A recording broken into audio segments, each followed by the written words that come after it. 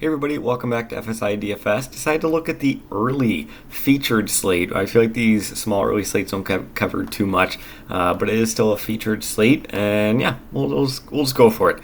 First thing that we have to pay attention to is the weather. 4 of these 5 games, including the Pittsburgh game, do have some rain threats. It's more so, spotty, pop-up, isolated, scattered showers throughout the day. So I don't expect any of them to get postponed. Like if there is rain, I think it's going to be a fairly quick delay, but it is something that we're going to have to be paying attention to right up until lock. And yeah, so I guess let's just get started. We got the rankings with the sheet. We'll pull that up here in a minute. And you can quickly see with the salaries, there are no really top high salary pitchers. Nobody's priced above 9K. But I did kind of separate them out, and we'll go talk about that once we get to the sheet. You'll see a little bit more. Rodon, he is going to be my favorite pitcher on the board here today at 8.6, facing off against Detroit. And making Rodon my favorite pitcher on the day just is a little scary. It's a little scary. But Detroit, a weaker offense. They are starting to get healthy. They got some guys coming back from injury. But I love the strikeout upside that he has brought over the past month. I don't know what happened. I don't know if there was a change in his mechanics or what. But the strikeout rates have significantly improved, and it's over a handful of games against solid teams. So this Detroit matchup is going to be the best of the bunch, and at 8.6K, I'm willing to roll the dice and take a shot on him.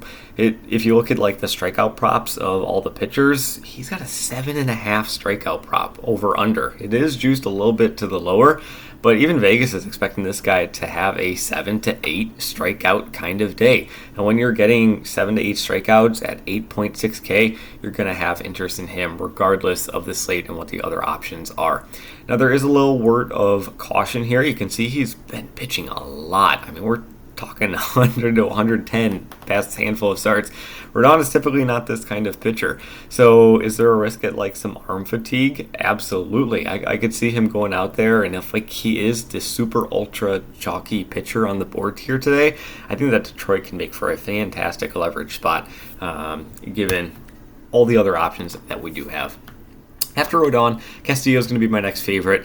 He's not had the Castillo I don't want to say resume. He hasn't had the Castillo season that we've had in years past, but he's still doing fine, and he's been doing fine his past couple of starts as well. Facing off against the Pittsburgh side, I think he's going to be able to bring you the floor that a lot of these other pitchers can't. So Castillo would be my second favorite pitcher in this higher tier, and then we're going to go with Gallen. He did get pulled in his last start. He had a little bit of cramping that was going on. I don't think it's anything that we have to be worrying about. He wasn't put on the IL. He still won 87 pitches. So I still think he's going to get a full workload against a weaker Tampa Bay offense. But if you did have some hesitations and concerns with that, I could completely understand. Strikeout rates with him has significantly dropped. He is facing off against a weak Tampa Bay team, though, so he still certainly is in play. After them, we're going to go with Steele and then Bassett. There's not much separating these two guys other than I think that Steele is just capable of going deeper into the game and has a higher strikeout upside than Bassett does. We are in Wrigley. It is a rain game. There is going to be winds. It's going to be kind of swirling winds. It's going to be really tough to predict, where they're going to be at. They might be favoring a pitcher for one inning. It might be favoring the batter for the next inning. And then the next inning, it favors the pitchers again. So I don't know really what to make of it, but if I do have to rank these two, I would go Steele and then Bassett. But I think all three of these guys I would take behind the top 3 pitchers. So looking at the sheet here, you can see I went Rodon, Castillo, then Gallen, and then mid. I mean, Steele's only $100 cheaper than Gallen, but I would go Steele and then Bassett. Heading over to the cheap side, I flip-flopped Severino and Springs so many times. I had Severino first and then Springs, and then I had Springs and Severino, and then I flipped it again, and then I flipped it again. So this is my 4th flip around between the two. Springs, he's a great prospect. He is very talented. He has the upside capabilities. He's in a matchup that, and this did factor into it, has no rain threat. Like, they're playing in the Dome in Tampa Bay. They don't have to worry about an isolated pop-up shower randomly happening in the third inning and getting pulled. Like, Severino does have that possibility with these pop-up showers. So Springs, really do like him, like the upside there.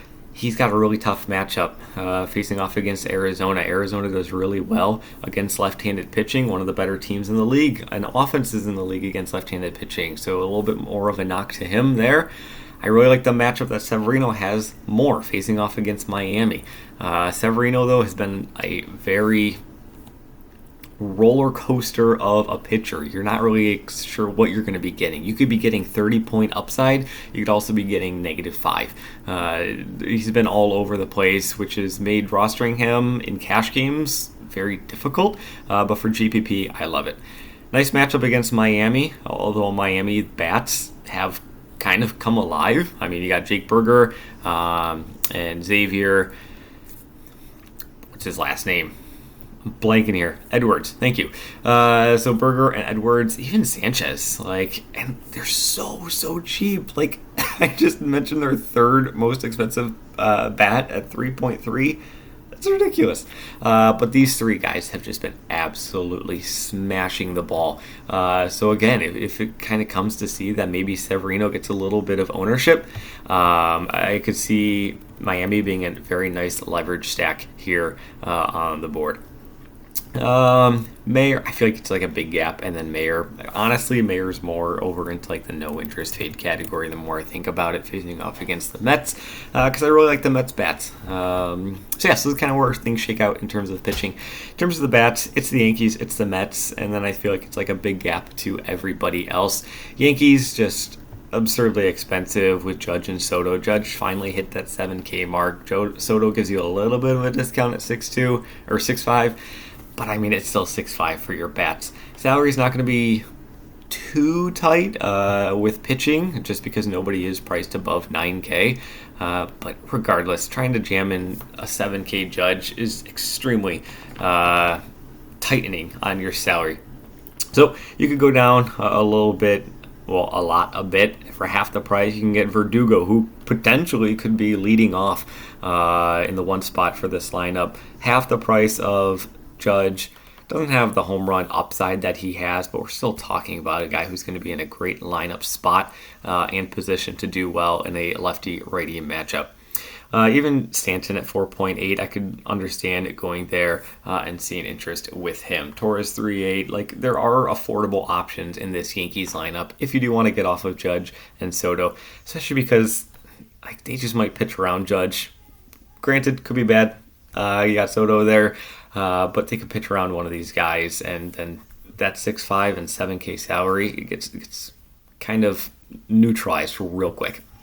Other team that I really like in this are on the board, and I mean, not shockingly, the Yankees and the Mets have the two highest implied run totals on the board. But I really do like the Mets here as well. I'm definitely going to be starting off my lineups with Lindor. Vientos is a nice play, even though in a righty-righty. Nimmo, 4.7K.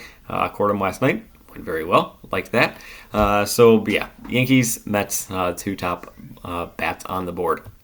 Going over into the GPP, kind of already hinted at Arizona being really good against left-handed pitching. So while Springs, he's a high-end prospect. He might only be going 80 pitches. It's Tampa Bay. They love to pull their pitchers really early on, and then you get that Tampa Bay bullpen. Just pay attention to the Arizona injuries. I think Marte is still day-to-day, and you want to be monitoring that. Seattle, I really do like them as another GPP option, just with what they're capable of doing. Their biggest issue is they strike out a whole ton. And what is the remedy for a team that strikes out a ton? It's facing off against a pitcher that can't strike anybody out. So Seattle, they're still going to strike out. It's going to happen. But they're facing off against Falter. Falter typically gets like 2 to 3, maybe 4 strikeouts per start. But it's a scale on both ends. Like Falter, he's going to see more strikeouts than he normally does as a pitcher, just because he's facing off against the highest strikeout team in the league. And Seattle, they're still going to strike out a handful of times, but it's not going to be at a clip that they normally see. So I do think that Seattle could be a really intriguing GPP option with the upside that they can bring. PNC Park in Pittsburgh, it's not the greatest hitters ballpark, but I still think that the power that they can provide, guys like Robles at 3.8, he's been a popular, quote unquote cheaper option with his spot in the lineup. Polanco's been hitting the ball very well at 4.3K, but just go with those big guys, the big boppers. Cal Raleigh, he's more than capable of getting you 2 home runs on a night. So I really do like Seattle, and I also like Arizona. Kind of already mentioned, pay attention to the injuries with Marte day to day, but they do really well against lefties. In the cheap side, Tampa Bay and Chicago. Tampa Bay facing off against Gallen. Maybe the cramps come back. Who knows what? And they can be a nice cheap option. So am I excited about it? No. But it's there. And then Chicago, just I don't know what to do with the wins here in Wrigley. It just kind of seems like they're going to be swirling. They're going to be out, they're going to be in, they're going to be out, they're going to be in. And hopefully they are up to bat when they're out. In terms of leverage, Miami, Detroit, Toronto, Pittsburgh, I know this is a lot of teams in the leverage spot, but I really do think that ownership is going to be really condensed towards Rodon, towards Castillo, towards Steele. And that. So hopefully this was able to kind of guide you in the right direction. Not often we cover the early slates, but I figured we'd give it a go. So good luck in your contest as always. Again, monitor that weather that is going to be happening. And we're off on Sunday, but we will be back on Monday for another preview video.